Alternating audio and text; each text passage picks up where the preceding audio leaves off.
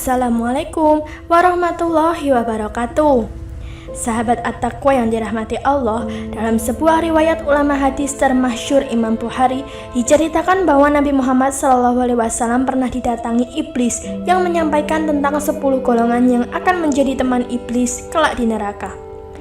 10 golongan umat Nabi SAW menjadi teman iblis di neraka ini adalah jawaban iblis saat Rasulullah mengajukan pertanyaan. Dari 10 golongan umat Nabi Muhammad yang akan menjadi teman iblis, ada di antaranya yaitu orang yang suka pamer dan sombong. Dikisahkan, ketika itu Rasulullah pernah didatangi seseorang. Kepada Nabi Muhammad, seseorang itu mengaku sebagai iblis yang atas izin Allah akan menjawab semua pertanyaan dari Rasulullah. Kesempatan itu pun digunakan oleh Rasulullah untuk menanyakan beberapa hal. Salah satunya mengenai teman-teman iblis dari umat Nabi Muhammad yang akan menemani iblis di neraka. Lalu iblis menjawab ada 10 golongan manusia yang akan menemaninya di neraka. Lantas siapa saja 10 golongan umat Nabi Muhammad yang menjadi teman iblis di neraka kelak? Sahabat yang dirahmati Allah, sebelum kita lanjut untuk membahas video kali ini, kami ingatkan bagi Anda yang belum subscribe, silahkan subscribe dulu dan nyalakan lonceng notifikasinya agar sahabat semua tidak ketinggalan update video selanjutnya dari kami. Berikut 10 golongan umat Nabi Muhammad yang akan menjadi teman iblis di neraka. Yang pertama, hakim yang curang. Dalam tayangan dijelaskan bahwa maksudnya yaitu seorang hakim yang berlaku tidak adil dalam menetapkan hukum kepada seseorang. Hakim dalam hal ini bukan hanya dalam persidangan saja, akan tetapi sosok individu secara umum saat dihadapkan dalam sebuah perkara. Yang kedua, orang kaya yang sombong.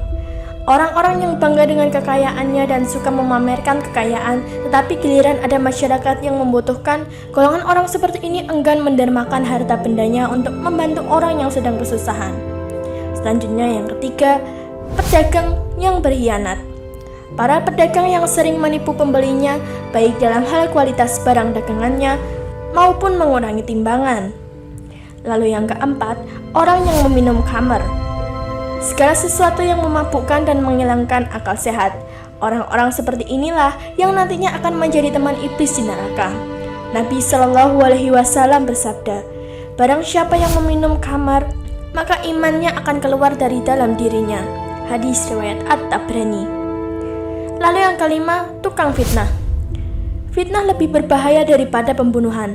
Contoh fitnah yang mungkin dilakukan yaitu menceritakan aib seseorang yang kebenarannya mungkin belum bisa dipertanggungjawabkan.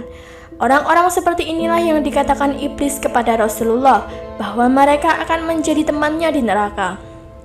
Lalu yang keenam, orang yang suka pamer. Golongan ini adalah orang-orang yang ingin mendapatkan pujian dari sesama makhluk. Orang yang ingin dipuji karena kebaikannya, karena kekayaannya dan lain sebagainya. Tujuannya tidak lain adalah untuk menunjukkan kehebatan dirinya tentang amal yang pernah dilakukannya. Namun, celakalah orang-orang yang termasuk dalam golongan ini karena akan menjadi teman iblis di neraka nanti. Lalu yang ketujuh, orang yang makan harta anak yatim.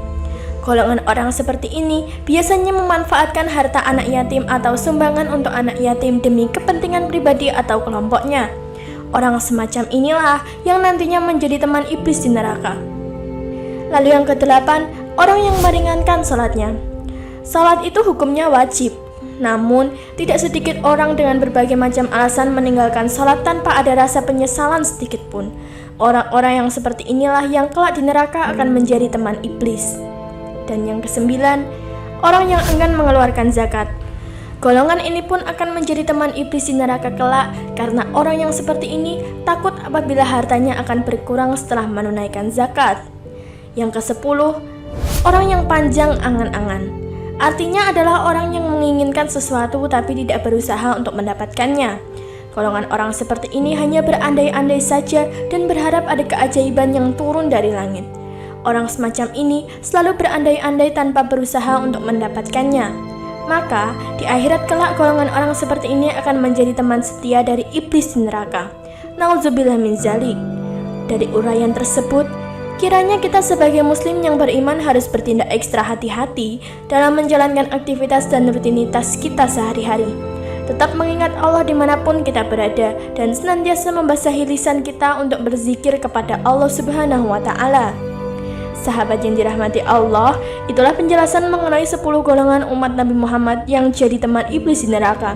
Semoga video ini bisa memberikan tambahan ilmu dan pencerahan bagi kita semua. Jika ada pertanyaan atau pendapat dari sahabat semua, silahkan tulis di kolom komentar. Semoga bermanfaat dan terima kasih telah menonton video kali ini. Wassalamualaikum warahmatullahi wabarakatuh.